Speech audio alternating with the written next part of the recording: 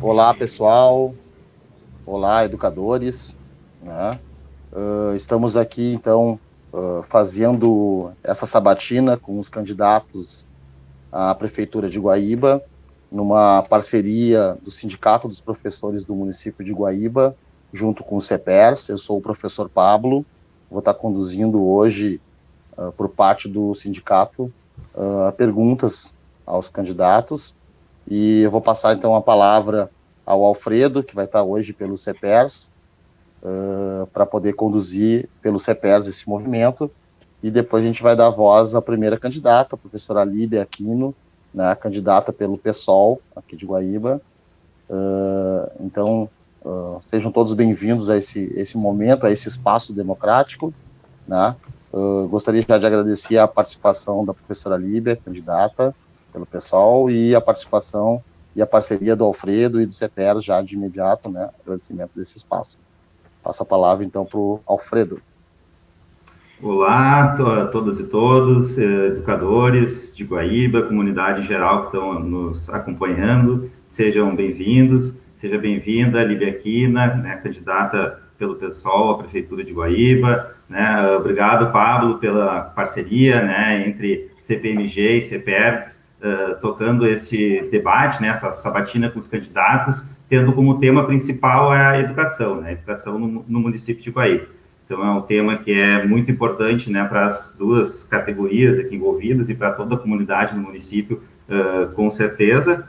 Né? Então, depois desse agradecimento inicial, a nossa organização do debate, né, já para explicar ao público que está acompanhando, vai ter um momento de apresentação do candidato e depois cada sindicato vai fazer 5 questões, né, que a sua direção achou pertinente que os candidatos respondessem, né, para a gente se preparar para as eleições do dia 15 de novembro, de forma intercalada, né, uma vez uma questão organizada pelo CEPERS, outra pelo CPMG.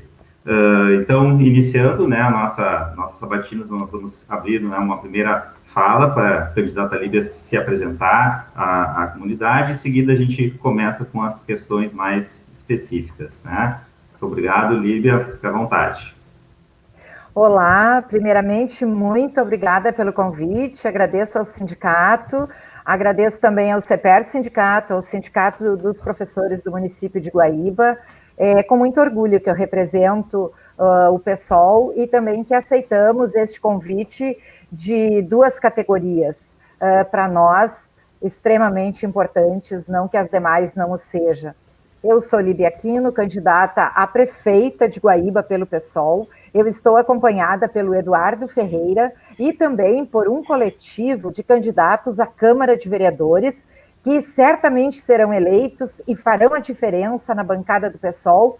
E esses candidatos são a professora Dani Peretti, a psicóloga Liane Tonelotto, o funcionário público aposentado Clodoaldo e o professor das duas redes públicas, tanto municipal quanto estadual, que é o professor Bruno Silveira. Então, acredito e tenho certeza que será uma bela conversa vinda de duas categorias tão fundamentais para esta cidade.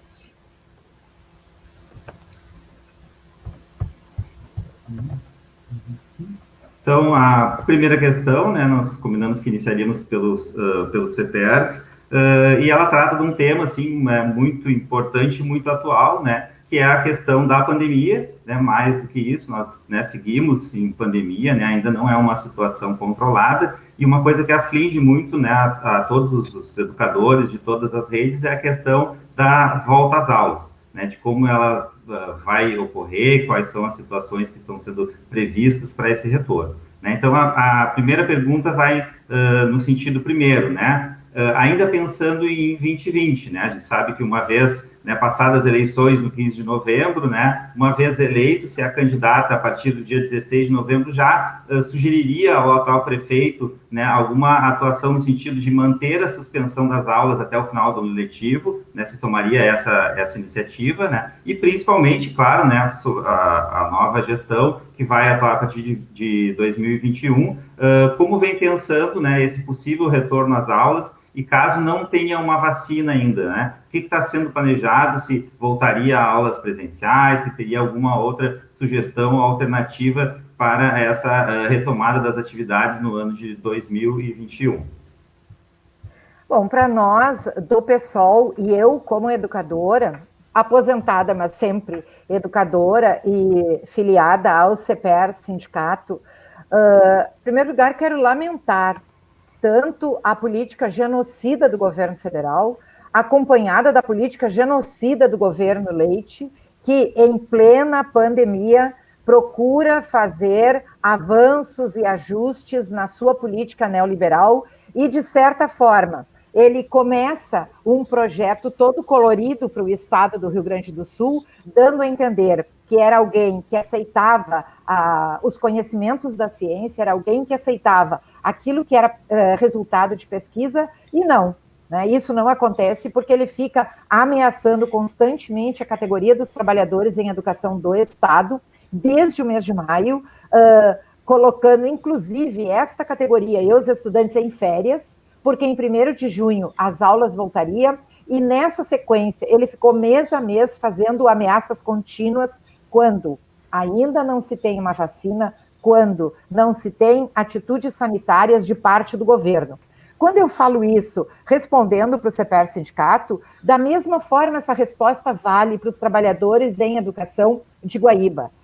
Queremos que o governo municipal de Guaíba continue até o dia 15, e acreditamos que não vai voltar atrás, mantendo escolas fechadas, porque da nossa parte, enquanto não houver vacina, as escolas continuarão fechadas para a preservação da vida. E sim, enquanto não houver vacina, a preocupação do município, do gestor do município, é prover sinal de internet aberto para todos os estudantes e suas famílias, para que as aulas remotas continuem, independente do tempo que for, entrando no próximo ano letivo 2021, porque sem vacina, escolas fechadas.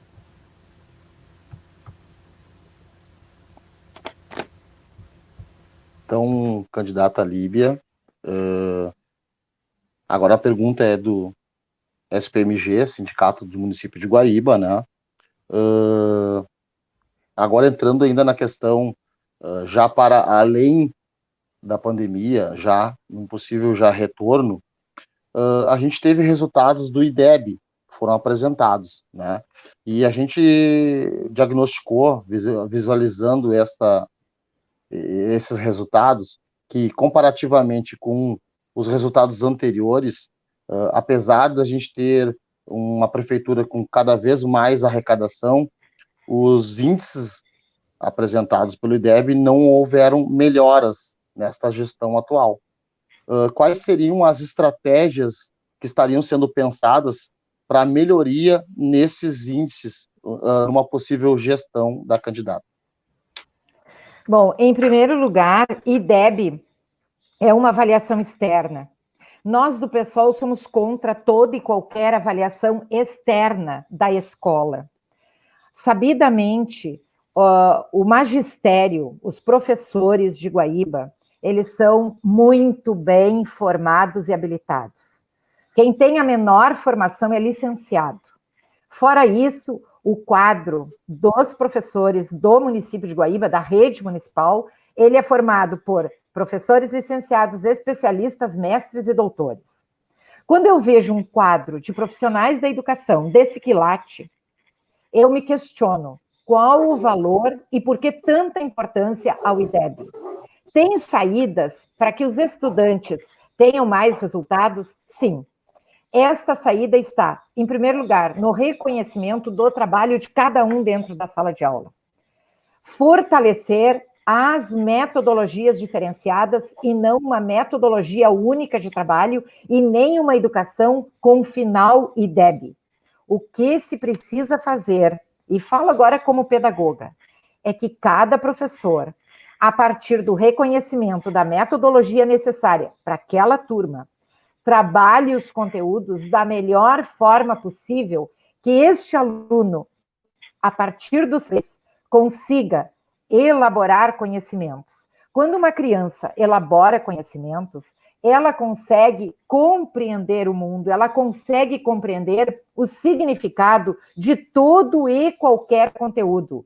Agora, se a gente fizer um trabalho fechado, formatado, onde eu coloco todo o currículo voltado para um resultado de DEB, eu estou fazendo uma fábrica, né, onde eu espero resultados, e isso é uma pedagogia muito contrária, é uma pedagogia totalmente neoliberal. Nós defendemos, em primeiro lugar, o respeito à formação de cada professora, o respeito à metodologia que cada professor entende que é necessária na sala de aula e, acima de tudo, o conhecimento. Isso não falta para os professores, isso não faltará aos alunos. Aluno com conhecimento vai bem em qualquer prova. Então, é método e não uma avaliação externa como resultado.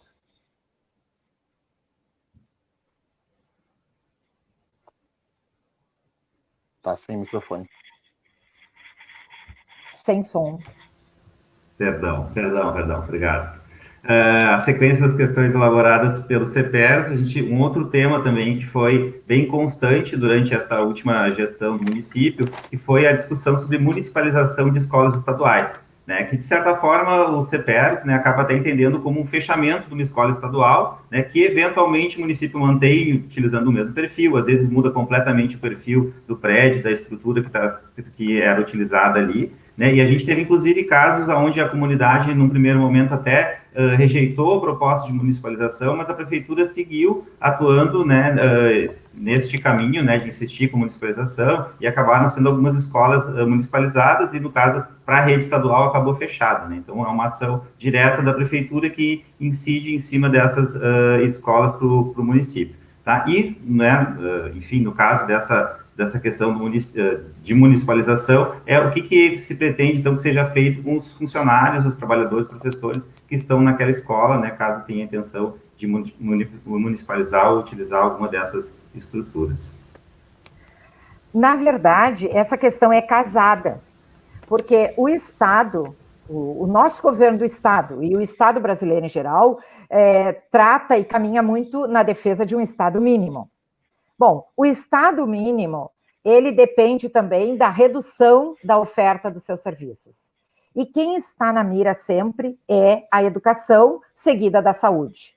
Então, a municipalização das escolas, das redes estaduais, e inclusive também das redes federais em alguns estados, como aconteceu no Rio de Janeiro, é um projeto que não é só do governo do estado, ele é um projeto com aquiescência e aprovação das prefeituras. Por quê?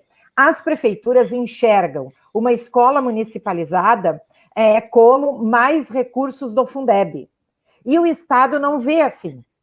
E ele também vai ter o mesmo direito e os mesmos recursos. Acontece que há uma questão ideológica que se sobrepõe a isso.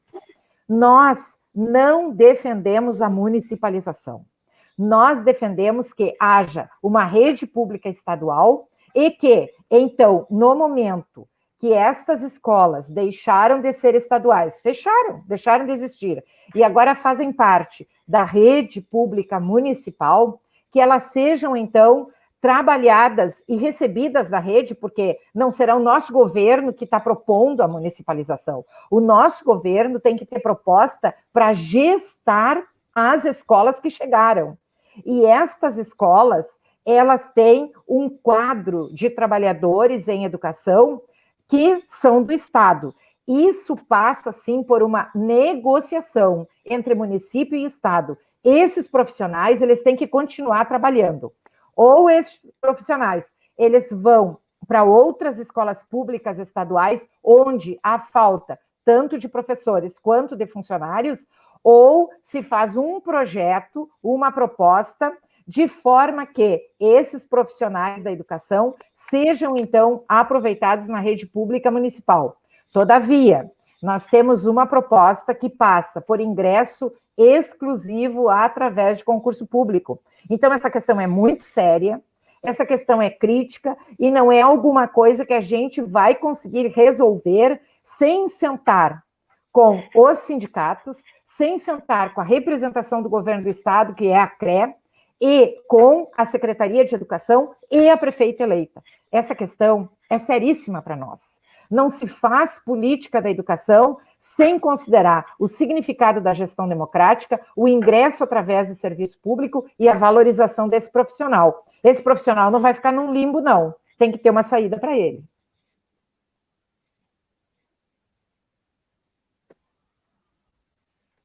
Continuando, então, candidata, uma outra pergunta que a diretoria do Sindicato dos Professores do município de Guaíba formulou e que é super importante, né?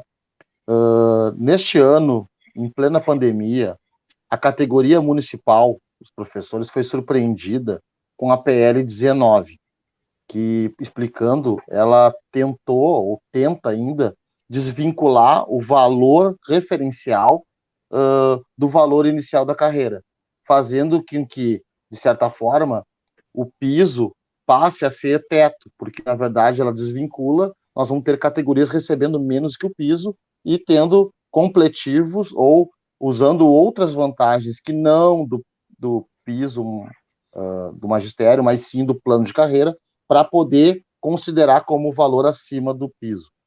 Né? De que forma será tratado, numa possível gestão do PSOL, o plano de carreira do magistério e o que será feito da PL 19, que ela não foi cancelada, ela está parada na Câmara dos Vereadores. Bom, a questão que tu trazes é uma questão, mais uma vez, nacional. Né? Não é uma questão que está ocorrendo aqui em Guaíba, mas todos os governos que têm suas políticas neoliberais estão, inclusive no Estado. Nós, da rede pública estadual, nós estamos tendo o piso como referência de teto. Né? Uma grande maioria da categoria tem o piso como referência no teto. Né? Então, não é piso, é teto. E é exatamente o que os prefeitos estão tentando fazer em nome de ajustes de verbas. Há um percentual definido pela Constituição Estadual, que passa pela Municipal e que passa também pela aprovação, já passou pela aprovação da Câmara do município de Guaíba, que diz respeito ao percentual destinado ao magistério da arrecadação da Fazenda, tem ainda a complementação do Fundeb e tem um plano de carreira. Se tem um plano de carreira, ele precisa ser seguido. No nosso plano de governo, uma das questões que nós colocamos é que a prefeitura será gestada para todos os munícipes, mas na área da educação haverá uma parceria entre Secretaria Municipal de Educação e o Sindicato dos Municipários da Educação e também dos demais trabalhadores. Não se pode, enquanto partido de esquerda, chegar numa prefeitura e ter uma proposta destas. Esta proposta não nos pertence. Então, se este PL existe, este PL precisa ser derrubado.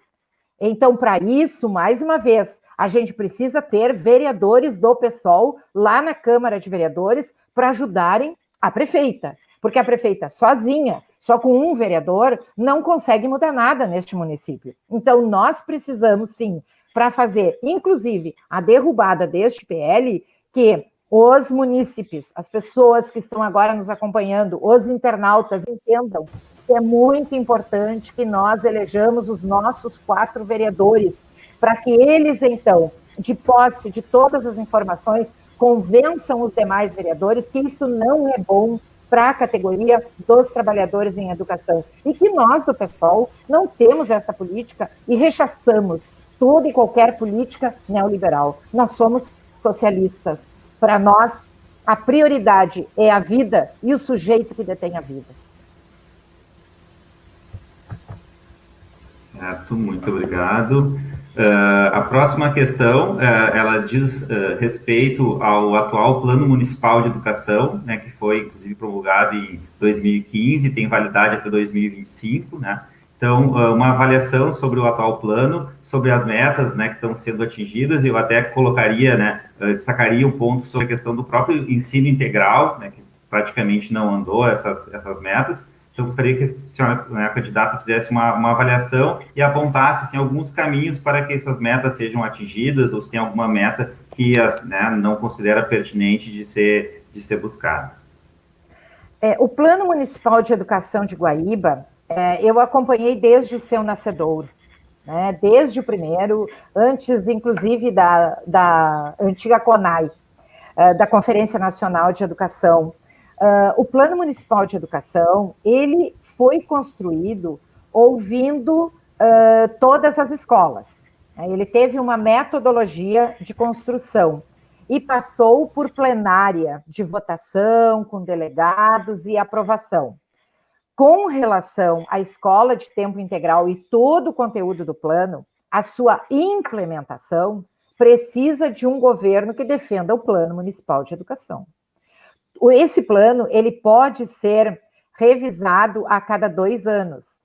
Então, 2021 pode ser chamada uma conferência, em 2021 pode ser proposta uma discussão do plano, porque para nós do PSOL, no nosso programa, tem sim o desejo, e está escrito lá, de fazermos uma escola de tempo integral, seria uma escola piloto, porque a escola de tempo integral, ela exige mais profissionais da educação. Quando eu falo profissionais da educação, e eu acho que eu já usei essa expressão mais de uma vez, eu estou me referindo a professores e funcionários. Sabidamente, no município de Guaíba, os funcionários são, em grande parte, terceirizados. Nós não concordamos com isso. Nós queremos concurso para funcionário de escola. Então, estes funcionários precisam estar na escola em tempo integral, porque é uma escola que, pelo menos, tem 3 refeições. Então, ela precisa ter uma infraestrutura de cozinha industrial, de funcionários para café da manhã, almoço, lanche da tarde, e precisa de profissionais da educação que vão trabalhar em turnos diferentes e com propostas metodológicas para aquela criança que fica o dia todo na escola e que não vai ficar o dia todo sentado dentro da sala de aula. Vocês dois sabem disso. Então, tem que ter um projeto para cada turno, tem que ter profissionais engajados, tem que ter profissionais de todas as áreas disponíveis. Então, queremos sim escola de tempo integral, mas faremos uma, que será essa escola piloto. Se der, se avança no projeto. Mas o Plano Municipal de Educação, para ser cumprido, depende do desejo, da vontade política da Secretaria Municipal de Educação e também do Executivo.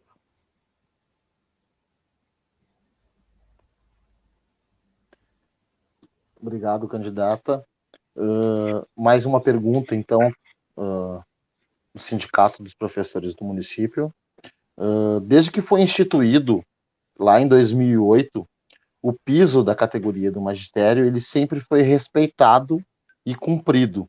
E isso trazia para todos nós, trabalhadores, dignidade e valorização, né, a todos os profissionais da educação. Numa eventual oportunidade de poder estar à frente do Executivo Municipal, o piso do magistério será cumprido? E a segunda pergunta, se sim, como lhe será feito essa adequação, tendo em vista que esse ano todo a gente não recebeu o piso e existem valores ainda a serem pagos retroativamente, inclusive na Justiça. Bom, nós defendemos o piso, defendemos o pagamento do piso salarial nacional e a valorização do magistério. Defendemos isso desde que nasceu, lá em 95, como Fundef. Então, para nós, o pagamento do Fundeb é fundamental. O município de Guaíba é um município que arrecada relativamente bem, mas é um município que tem compromissos com terceirizadas e seus donos e as famílias que detêm o poder, inclusive fora do Rio Grande do Sul, empresas terceirizadas que prestam serviço em todas as áreas para o município de Guaíba. Desde o serviço do ambiente, da coleta do lixo, até a questão da saúde. Nós somos contra. Nós vamos terminar com a terceirização. Nós não vamos usar dinheiro público para as terceirizações, porque há pessoas que se locupletam com este dinheiro. O dinheiro público é para o serviço público.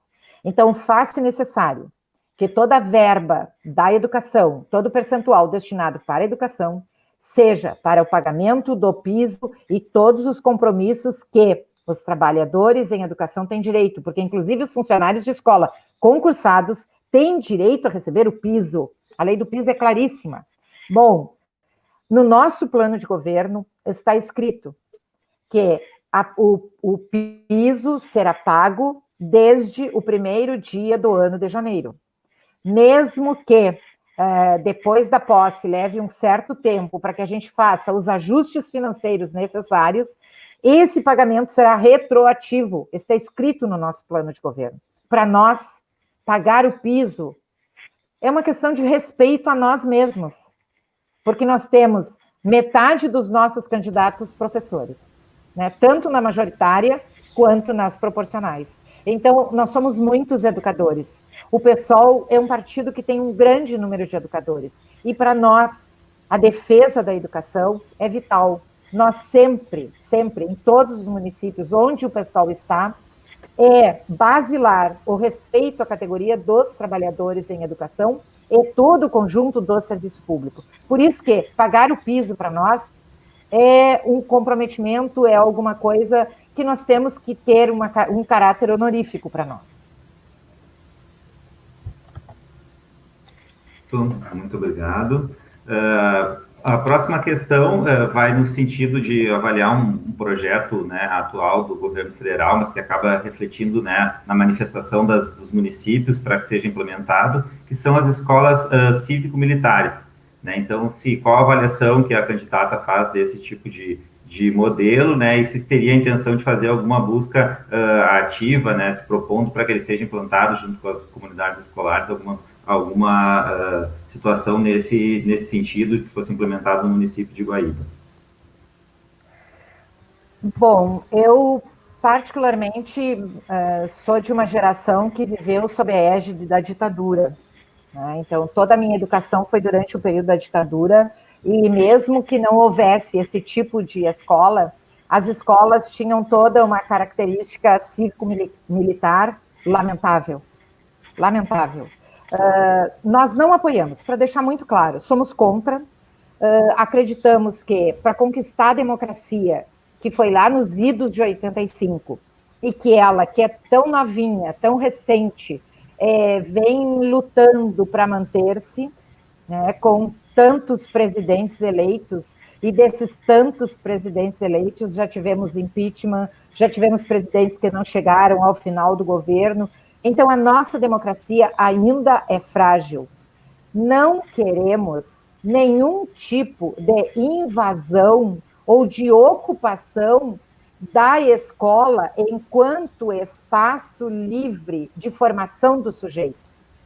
As escolas cívico-militares são cívico-militares, que fiquem lá na formação dos militares, que fiquem com a brigada, que fiquem com o exército. A escola pública é de todos. A escola pública não pode ser cabresteada.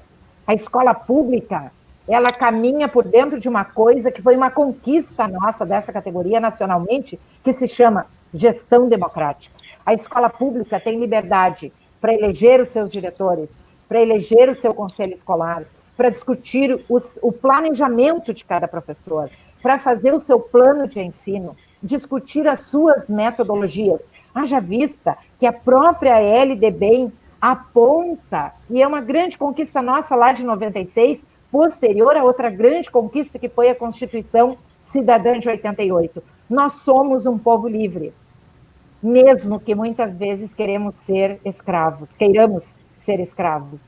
Mas a liberdade é fundamental. Escola sem jugo, escola sem patrão, escola sem dono. Isso é escola pública. A escola pública tem que se gestar. A escola pública tem regramento para seguir? Sim, tem uma Constituição Federal, que tem lá no capítulo 3º todo o ordenamento da educação nacional, tem uma LDB, tem um Plano Nacional de Educação, tem um Plano Municipal de Educação, tem tanto regramento, tem tanto ordenamento, mas, acima de tudo, tem a riqueza do conhecimento dos seus professores, dos professores habilitados, que pensam a educação pedagogicamente, que pensam a educação metodologicamente. E nós queremos que no nosso governo, Guaíba chegue à posição de ser uma escola educadora e não uma escola formadora dentro da forma da escola cívico-militar. Somos contra, não queremos, não aceitamos. No nosso governo, isso não passa.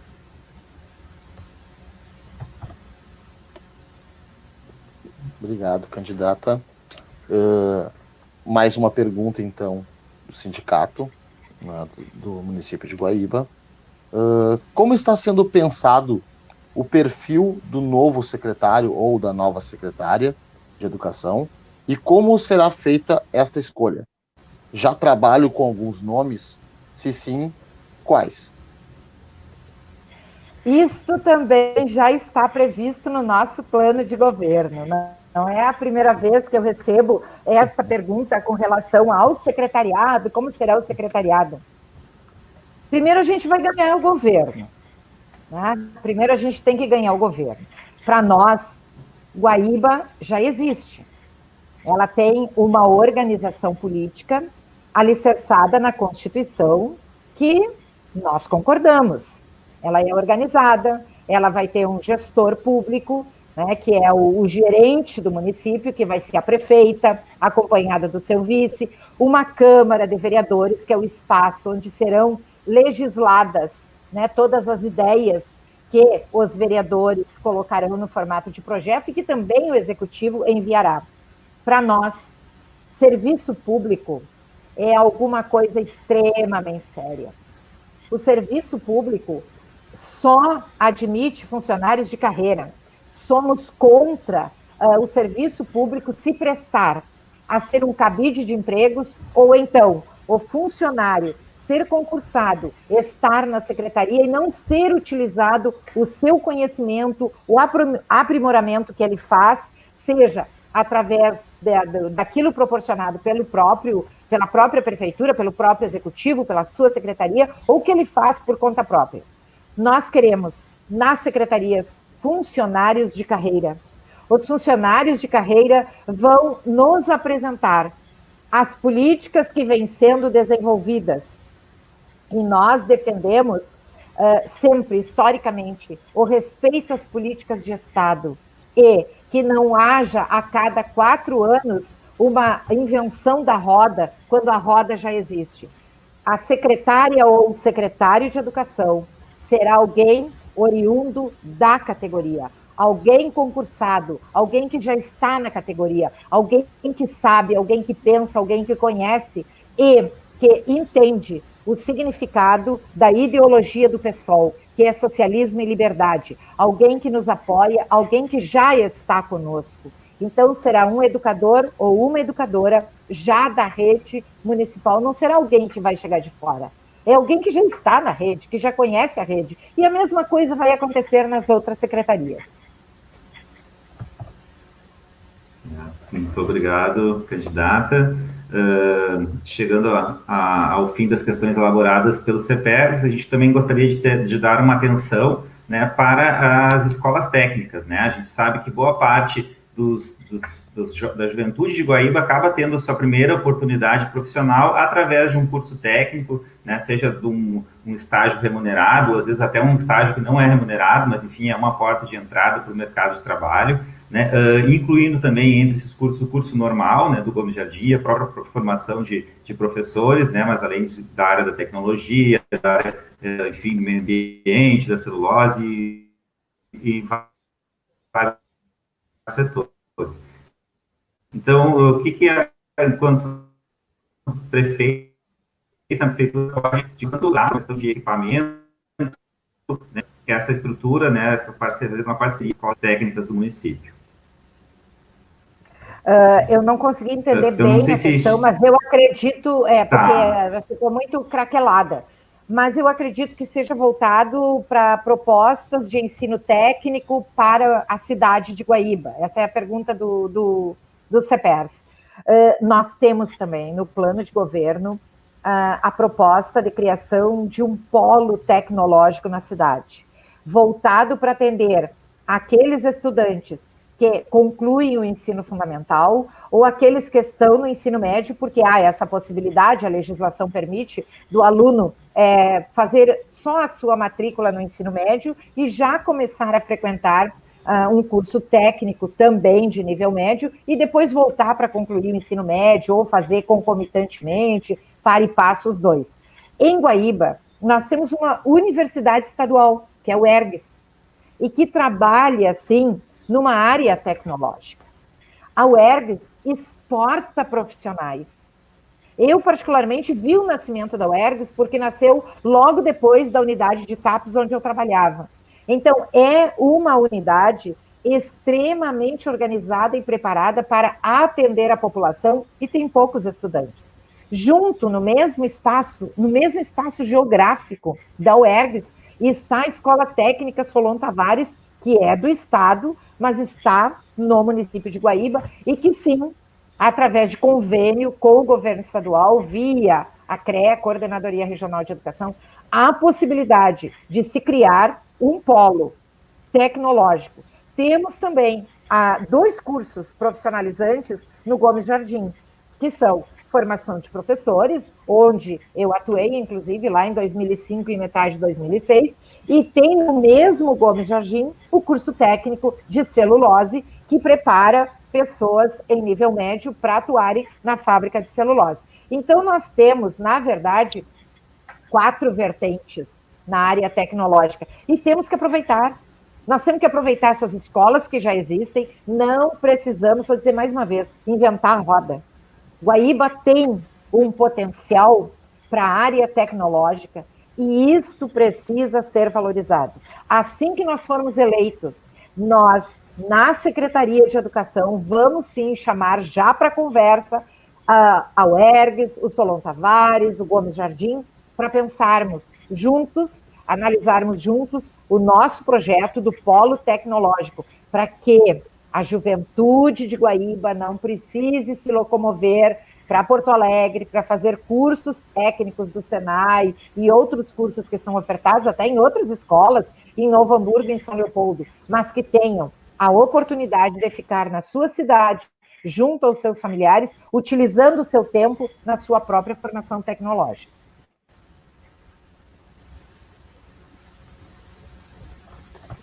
Então, para encerrar também os questionamentos do SPMG, a última pergunta, ela fala sobre a infraestrutura das nossas escolas municipais. E ela traz assim, atualmente temos escolas necessitando de reformas, temos outras de que precisam de uma quadra coberta, temos ainda as creches do programa Pro Infância que estão abandonadas, e algumas EMEIs em espaços alugados e não adequados. Quais seriam as soluções para corrigir esse problema, tendo em vista a falta de financiamento e a falta de verba alegada pela gestão atual? Bom, a primeira questão é fazer uma pesquisa, é fazer um levantamento e ver a real situação. Isso não só conversando com as direções das escolas, das EMEIs, mas indo e vendo como estão essas questões. Faz-se necessário um planejamento financeiro, haja vista que, a partir de 2021, 5% do dinheiro que é repassado do Fundeb pelo governo federal deve ser usado exclusivamente na educação infantil. Esse dinheiro não é pouco dinheiro que vem para Guaíba, não. Ainda mais com a destinação de rubrica própria e específica de 5%. Esse dinheiro, prioritariamente, é para concluir obras do Pró-Infância, sabidamente está acontecendo uma correria aí para terminar um prédio do Pró-Infância, mas o outro vai ficar ainda sem acabamento. A gente sabe que tem, inclusive lá no bairro Pedras Brancas, tem um prédio abandonado do Pró-Infância que precisa ser concluído. Aliás, em vários bairros de Guaíba, a prioridade é a educação infantil e, dentro da educação infantil, a creche. Então, tem que se fazer um levantamento do que está alugado hoje, do que é do município, que prédios o município tem, isso é alguma coisa que já está escrito lá no nosso plano de governo, quais os prédios públicos que não estão sendo utilizados, qual a possibilidade de reformas urgentes para que eles sejam transformados em espaços de educação infantil, conclusão das obras do Pró-Infância, destinação exclusiva dos 5% para isto e também a reformatação, a reorganização e, inclusive, reforma e adequação dos prédios do ensino fundamental. Isso é fundamental. São 31 escolas, aproximadamente, em Guaíba. né? Não passa muito disso. Eu não tenho esse número muito exato, mas está em torno de 30, de 31. Fica por aí com a educação infantil, inclusive. Um município com a arrecadação de Guaíba tem condições, sim, de fazer, inclusive, um projeto e enviar para a Câmara de Vereadores, agilizando isso, sem precisar da terceirização. Fazer esse serviço com os funcionários públicos da Secretaria de Obras e Infraestrutura e fazer um mutirão para que isso aconteça e que nós tenhamos o mais breve possível as crianças cadastradas e que estão na fila de espera de 0 a 4 anos atendidas pela rede pública municipal. Certo, muito obrigado. Né, de baterias, assim, de questões elaboradas, né, pelos dois sindicatos, então foram essas que a gente teve que escolher entre, né, muitos temas para serem tratados. Encaminhando para finalizar a nossa sabatina, nossa atividade, a gente gostaria, então, né, de conceder mais 2 minutos, assim, para a candidata, caso ela queira abordar algum tema que eventualmente não foi abordado ainda relacionado à educação, e fazer também suas considerações finais e despedida. Bom, com relação à educação, eu penso que vocês atingiram todos os temas que nós temos dentro do plano de governo também, mas eu quero reforçar aqui para nós a prioridade deste governo, como a prefeita educadora, é a educação. Nós queremos que Guaíba chegue, né, ao título de cidade educadora. Queremos que ela seja uma cidade que consiga, no decorrer de 4 anos, reduzir o número de analfabetismo. Sabidamente, só no Jardim Santa Rita, nós temos em torno de 2.500 pessoas adultas analfabetas. Fora isso, há dados, né, de que há um grande número de jovens, adolescentes, que se afastam da escola sem a conclusão do ensino fundamental e sequer acessam ao ensino médio. Guaíba é uma cidade que tem um encantamento que se chama drogadição. E a drogadição e o seu comércio precisa ser combatido.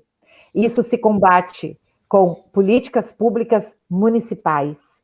Isso se combate com uma escola inserida na comunidade como sendo o centro da comunidade. A escola precisa ser o lugar de acolhimento de todas as crianças, de todos os adolescentes daquele bairro e as suas famílias.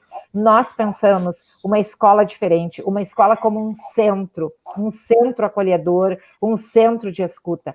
Para isso, nós defendemos que haja na rede pública estadual um grande número, um aumento do serviço, não só da pedagogia, mas também da psicologia escolar. Faz-se necessária a abertura de concurso para várias áreas do atendimento e do acolhimento, inclusive o serviço social, para que a escola, a partir do seu fazer pedagógico, consiga se refletir na casa de cada uma das crianças e, dessa forma, essa escola consiga demonstrar o seu papel e o seu significado. Para isso, nós defendemos professores bem pagos. Para isso, nós defendemos o piso salarial nacional para todos os trabalhadores em educação, para todos, professores e funcionários. E aqueles funcionários terceirizados que sairão das escolas terão a oportunidade de prestar concurso. Eu volto a repetir, nós não defendemos a terceirização. O dinheiro que vai para a terceirização diariamente no município de Guaíba é mais de R$1 milhão. Isso precisa acabar. Isso é uma torneira. Isso é um poço sem fundo. Guaíba precisa resolver melhor e colocar exclusivamente no serviço público para todos, na saúde, na educação, nos demais serviços, este R$1 milhão que sai num esgotamento diário, de segunda a sexta-feira. E esses dados estão lá, são públicos, no Observatório Público, no Observatório da Transparência. Né? Basta nós entrarmos no site da Transparência. E o pessoal consulta, né, esses sites de transparência, e nós sabemos quanto esse município arrecada e quanto esse município joga no ralo. Isso precisa acabar. Por isso que eu preciso ser eleita como a primeira prefeita educadora, acompanhada do Eduardo.